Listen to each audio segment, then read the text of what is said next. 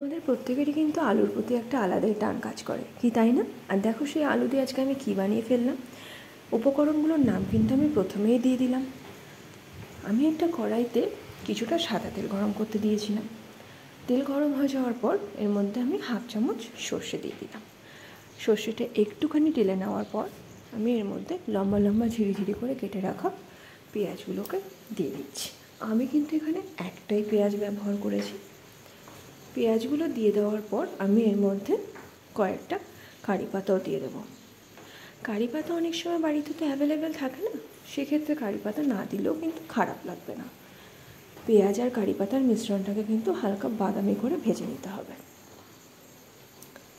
দেখো, হালকা নাড়াচাড়া করে আমি বাদামি বর্ণের ভেজে নিয়েছি। এবার এর মধ্যে আমি সেদ্ধ করে রাখা আলুগুলো দিয়ে দেবো। আমি এখানে একটা বড় আলু একটা ছোটো আলু ব্যবহার করেছি। আলুগুলোকে আমি প্রথমে একটু স্ম্যাশ করে রেখেছিলাম, এবার খুন্তি দিয়ে আরেকটু ভালো করে ঘেটে দিচ্ছি। লো ফ্লেমেই কিন্তু রান্নাটা হবে। ভালো করে আমি আলুটাকে ঘেটে দিচ্ছি।